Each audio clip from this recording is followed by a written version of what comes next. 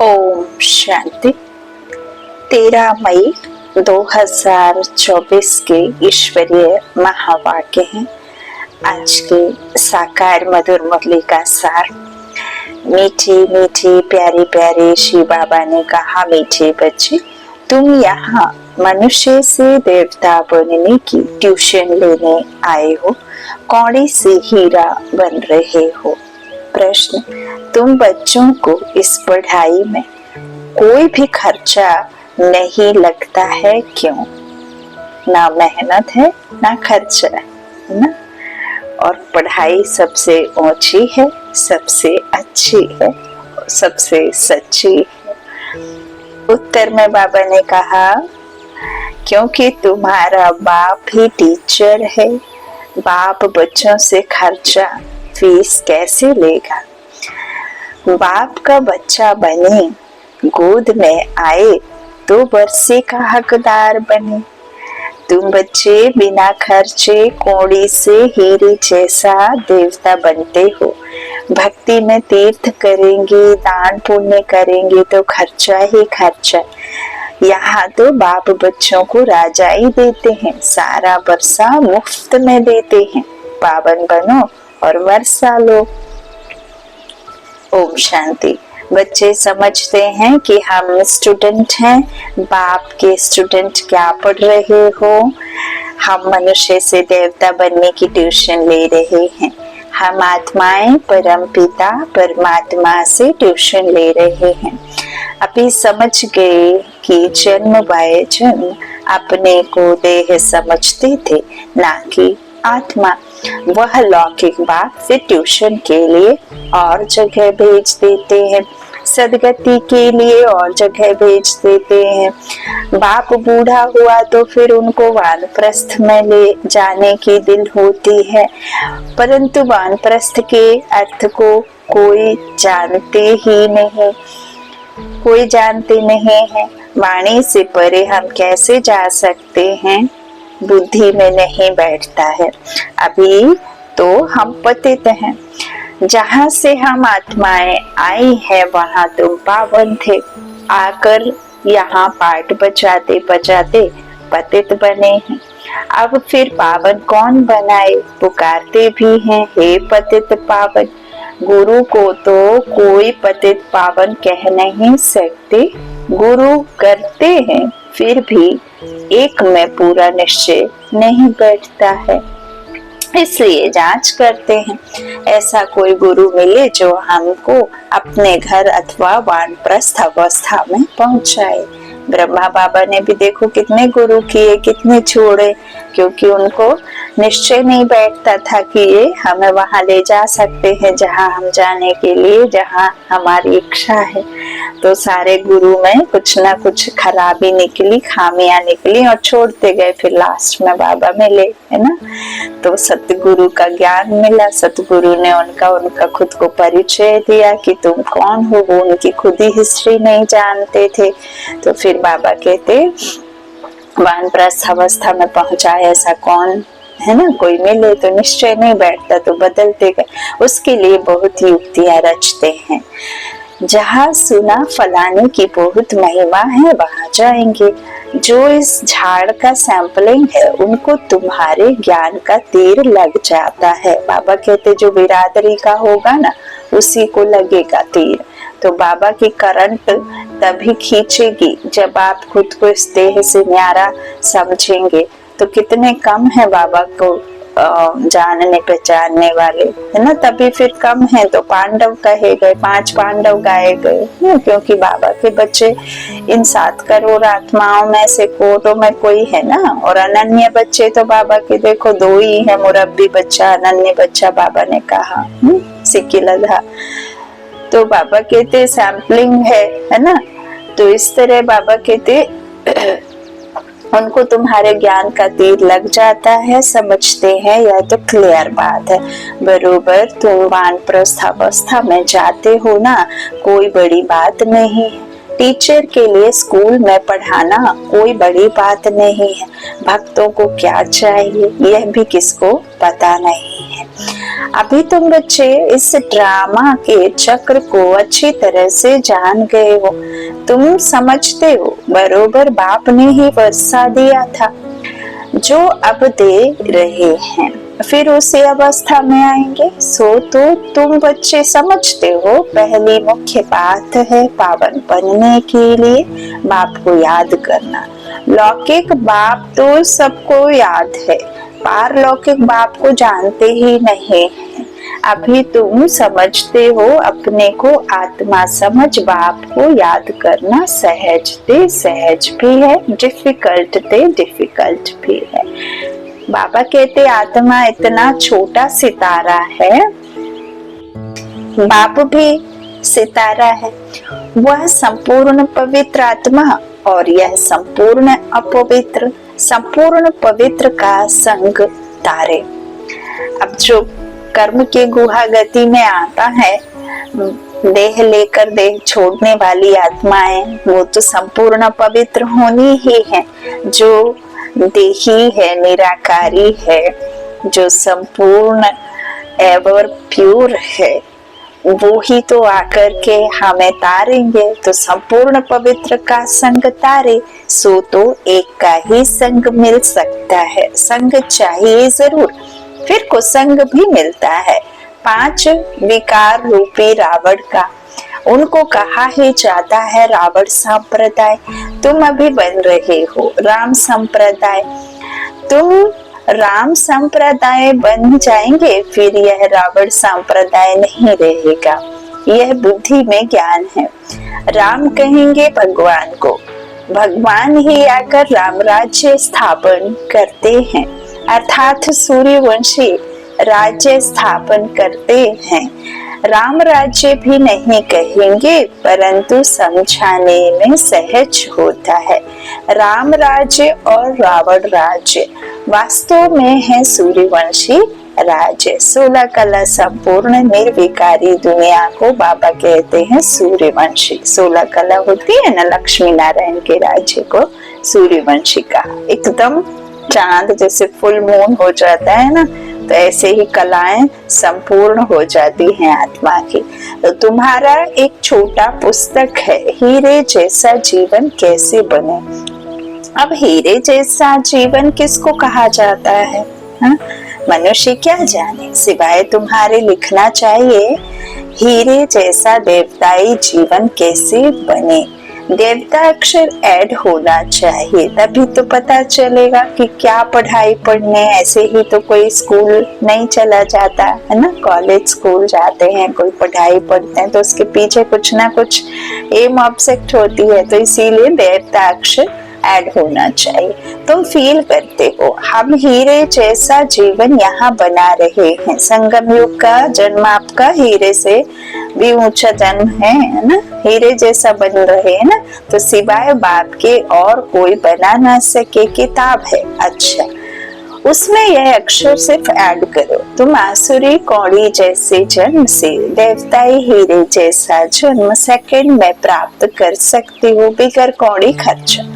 बच्चा बाप के पास जन्म लेता है और वर्षे का हकदार बनता है। बच्चे को खर्चा लगता है क्या? गोद में आया और वर्षे का हकदार बना, है ना। कहते हैं ना उनके घर में बारिश आया है। जैसे ही जन्म लिया वैसे ही सबके मुख पे यही बात कि उनके घर में बारिश आया था, तो उसके बाप का हकदार, प्रॉपर्टी का हकदार। तो खर्चा तो बाप करते हैं ना कि बच्चा। अभी तुमने क्या खर्चा किया है? बाप का बनने में कोई खर्चा लगता है क्या? नहीं। जैसे लौकिक बाप का बनने में खर्चा नहीं आता, वैसे पारलौकिक बाप का बनने में भी कोई खर्चा नहीं लगता। यह तो बाप बैठ पढ़ाते हैं, पढ़ाकर तुमको देवता बनाते हैं। तुम कोई छोटे बच्चे तो नहीं हो, बड़े हो। बाप का बनने से बाप राय देते हैं, तुमको अपनी राजधानी स्थापन करनी है। इसमें पवित्र जरूर बनना है, खर्चा तो कुछ भी नहीं लगता। गंगा पर जाते हैं, तीर्थों पर स्नान करने जाते हैं, खर्चा तो करेंगे ना। तुमको बाप पर निश्चय हुआ, खर्चा क्या लगा? खर्चा लगा क्या? तुम्हारे पास सेंटर्स पर आते हैं, तुम उनको कहते हो अब बेहद के बाप का वर्षा लो, बाप को याद करो। बाप तो है ना, बाप खुद कहते हैं मेरा वर्षा तुमको चाहिए तो पतित से पावन बनो, तुम पावन विश्व के मालिक बन सकेंगे। यह भी जानते हो बाप वैकुंठ स्थापन करते हैं। बाबा कहते वैकुंठ स्थापन करने वाला तो सिर्फ मैं हूँ। तो समझदार बच्चे अच्छी रीति समझते हैं उस पढ़ाई में खर्चा कितना होता है। यहाँ खर्चा कुछ भी नहीं। आत्मा कहती है हम अविनाशी हैं, यह शरीर विनाश हो जाएगा, बाल बच्चे आदि सब विनाश हो जाएंगे। अच्छा, फिर इतने पैसे जो इकट्ठे किए हैं वह क्या करेंगे? ख्याल तो होगा ना, कोई साहूकार भी होंगे, समझो उनको कोई है नहीं, है ना, जिनके बारिश नहीं, औलाद नहीं, ज्ञान मिलता है तो समझते हैं इस हालत में पैसा क्या करेंगे। पढ़ाई तो है सोर्स ऑफ इनकम।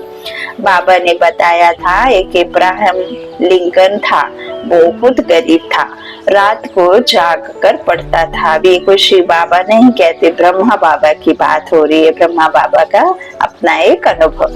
तो वो इब्राहिम लिंकन था, बहुत गरीब था, रात को जाग कर पढ़ता था, पढ़ पढ़ कर इतना होशियार हो गया जो प्रेसिडेंट बन गया। खर्चा लगता है क्या? कुछ भी नहीं।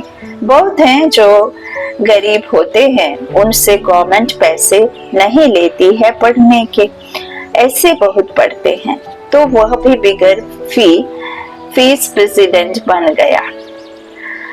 कितना बड़ा पद पा लिया।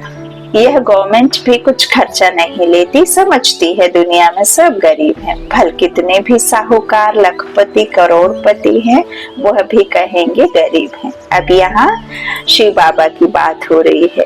ये ऐसी ऊंची गवर्नमेंट है जो समझती है कि दुनिया में सब गरीब हैं, भल कितने भी धन से, स्थूल धन से साहूकार लखपति करोड़पति हो, वो भी कहेंगे गरीब हैं, क्योंकि ये तो दुनिया बिकारी है।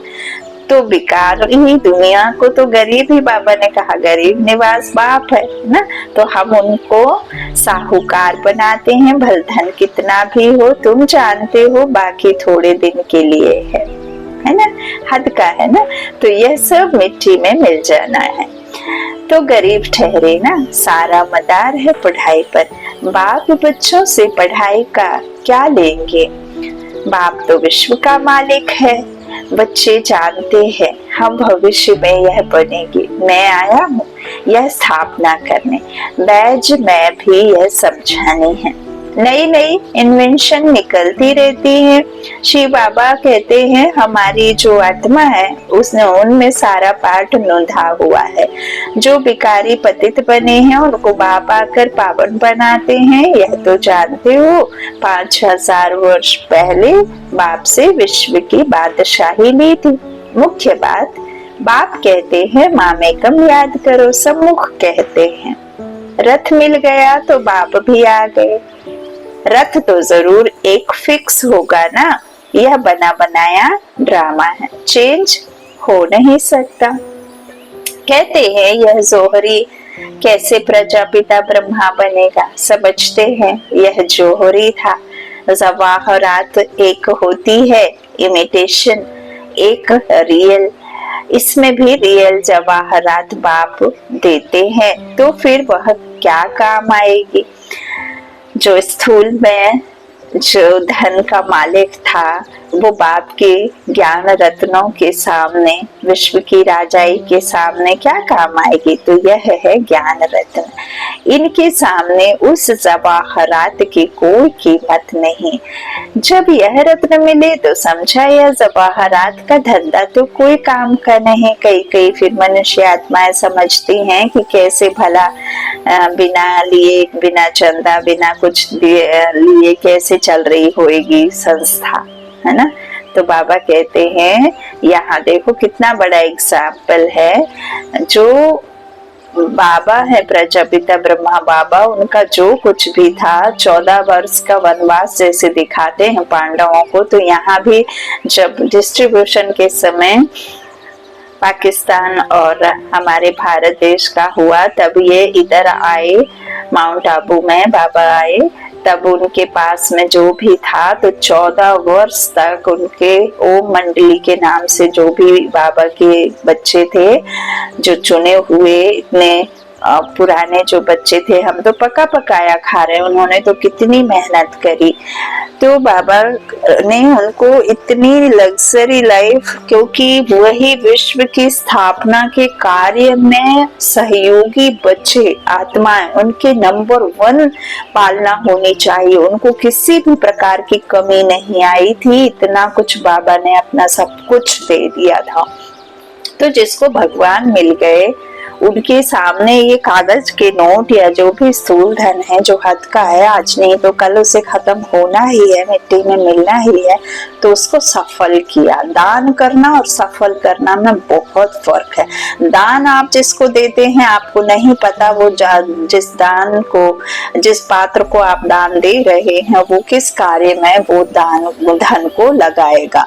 और यहाँ तो 100% श्योरिटी है कि प्योर काम के लिए ही, बाबा के बच्चों की पालना के लिए ही, अच्छे काम के लिए ही, सत्य ज्ञान जो हम सुन रहे हैं, सत्य बाप के सत्य बच्चे ही उसमें पालना पाएंगे। तो यह है सफल, और वो है दान दे करके, नहीं पता कि क्या होगा उस धन का। तो बाबा कहते दान देना और सफल करने में फर्क है। तो बाबा कहते हैं यह ज्ञान रत्न ही सच्चे बन जाते हैं ना। तो जब जो बाबा कहते जब यह रत्न मिले तो समझा यह जवाहरात का धंधा तो कोई काम का नहीं। तो यह इनके सामने उस जवाहरात की कोई कीमत नहीं थी। यह अविनाशी ज्ञान रत्न 1-1 लाखों रुपए का है। कितने तुमको रत्न मिलते हैं? यह ज्ञान रत्न ही सच्चे बन जाते हैं। तुम जानते हो बाप यह रत्न देते हैं झोली भरने के लिए, यह मुफ्त में मिलते हैं, खर्चा कुछ भी नहीं। वहां तो दीवारों छतों में भी हीरे जवाहर लगे रहते हैं। अब इतनी दुनिया में इतना कुछ है मनुष्य आत्माओं के पास, धन दौलत ना, कि एक-एक शहर, एक-एक सिटी, एक-एक व्यक्ति बसा सकता है। उस समय सिर्फ 9 लाख होंगे। अब ये जो दब जाएगा धन माया, पैसे तो गल गुल जाएंगे, लेकिन जो गोल्ड सिल्वर जो कुछ भी है वो तो वहां उन्हीं बच्चों के काम में आएगा, है ना। तो प्रकृति अपना स्वरूप बदलती है ना। अखंड भारत, अखंड ड्रामा, अविनाशी आत्मा, और ये जो कुछ भी प्रकृति का परिवर्तन होता है, तो ये प्यूरिटी, तमो प्रधान से सतो प्रधान 5 तत्व भी बनेंगे, है ना। तो सब कुछ शुद्ध होगा। तो इस तरह बाबा कहते हैं वहां छतों में भी हीरे, दीवारों में भी जवाहर लगे रहते हैं। उनकी वैल्यू क्या होगी? वैल्यू बाद में होती है। वहां तो हीरे जवाहर भी तुम्हारे लिए कुछ नहीं है। जैसे हम यहाँ ईंट पत्थर का घर बनाते हैं, वहां पे वो हमें जब खुदाई करेंगे तो हमें वो मिलेंगे, तो हम तो उन्हें ईंट ही समझेंगे। अब यहाँ का ज्ञान तो उधर जाएगा नहीं। तो कितना सहज है ना बाबा की बातें, बाबा के महावाक्य। तो बाबा कहते तुम्हारे लिए कुछ नहीं है, यह तो बच्चों को निश्चय होना चाहिए। बाप ने समझाया है, यह रूप भी है, बसंत भी है, बाबा का छोटा सा रूप है। उनको ज्ञान सागर कहा जाता है। यह ज्ञान रत्न है जिससे तुम बहुत धनवान बनेंगे, है। जो बाबा हमें ये बुद्धि रूपी ज्ञान रत्न दे रहे हैं ना, ये समझ का तीसरा नेत्र खोल करके जो हमें हमारे ही गुणों को 5वां फोल्डर खोल रहे हैं ना, उससे ही फिर हमें सब कुछ प्राप्त होगा इस पढ़ाई से। तो बाबा कहते उनको ज्ञान सागर कहा जाता है, या ज्ञान रत्न है जिससे तुम बहुत धनवान बनेंगे। अक्कल तो जाएगा साथ में, तो बाकी कोई अमृत व पानी आदि की बरसात नहीं है। पढ़ाई में पानी की बात नहीं होती, पावन बनने में खर्चे की बात ही नहीं। तुमको अब विवेक मिला है, समझते हो पतित पावन तो एक ही बाप है। तुम अपने योग बल से पावन बन रहे हो, जानते हो पावन बन पावन दुनिया में चले जाएंगे। अब राइट यह है या वह, इन सब बातों में बुद्धि चलनी चाहिए। ड्रामा में यह भक्ति का पार्ट भी होने का ही है, होगा ही। तो बाप कहते हैं अब तुमको पावन दुनिया में चलना है। जो पावन बनेगा वह आएगा, जो यहाँ की सैंपलिंग होंगे वह निकल आएंगे, बाकी थोड़े ही समझेंगे, वह तो दुबन में फंसे ही रहेंगे। जब सुनेंगे तब पिछाड़ी में कहेंगे अहो प्रभु तेरी लीला, आप पुरानी दुनिया को नई कैसे बनाते हो।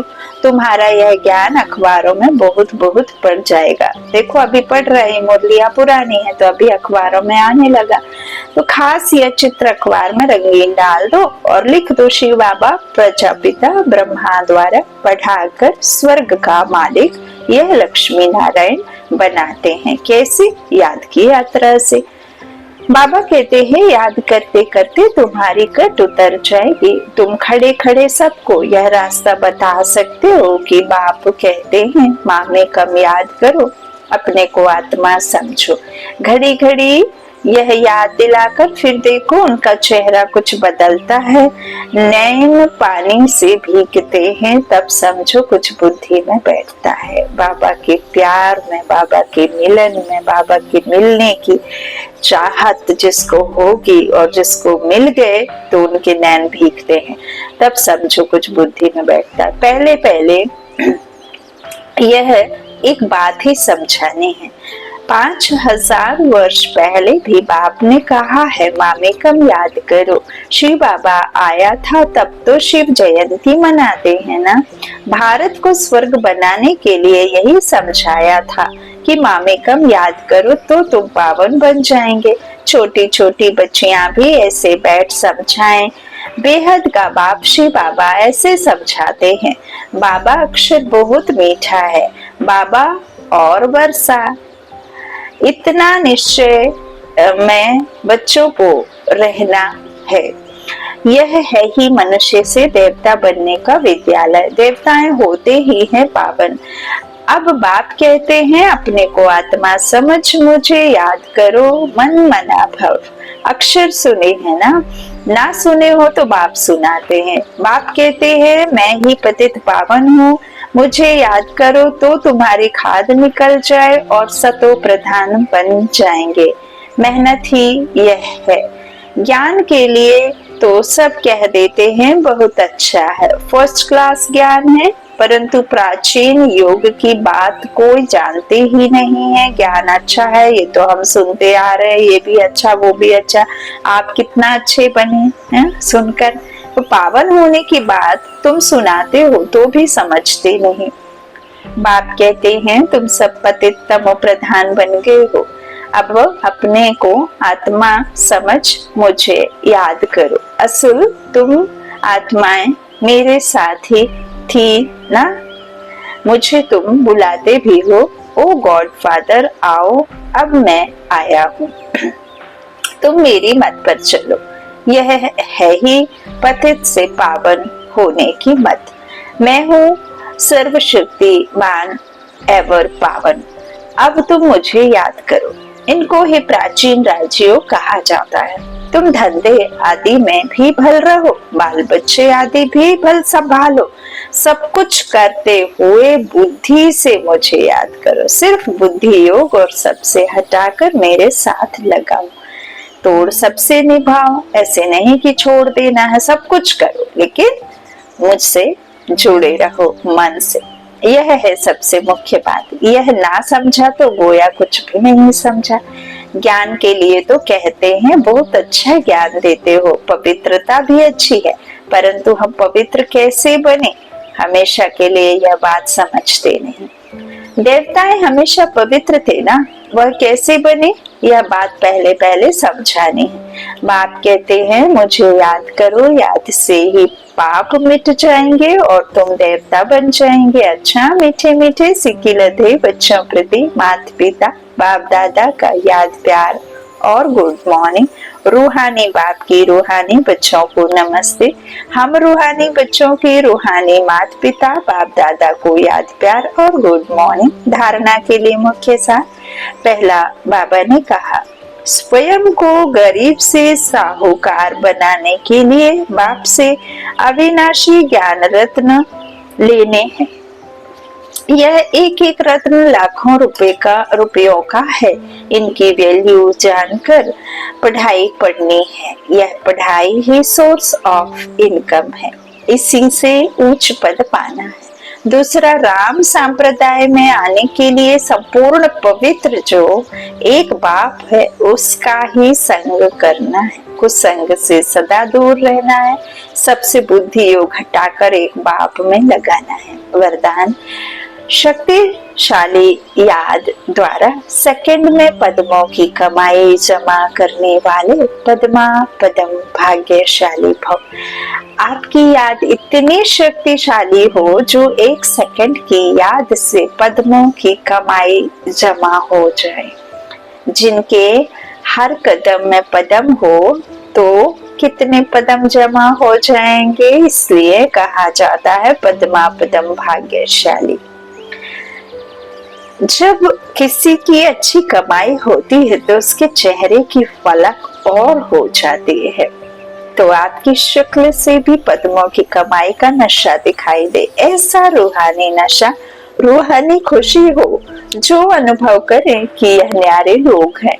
स्लोगन, ड्रामा में सब अच्छा ही होना है, स्मृति से बेफिक्र बादशाह बनो। ड्रामा जो भी, जैसी भी, जहां भी, जिस भी एरिया से, विश्व के कोने कोने में जो भी हमें दिखाई दे रहा है, चाहे फिर वो कुछ भी हो रहा हो, सब कुछ बाबा कहते हैं अच्छा ही हो रहा है, अच्छा ही होना है, अच्छा ही हुआ।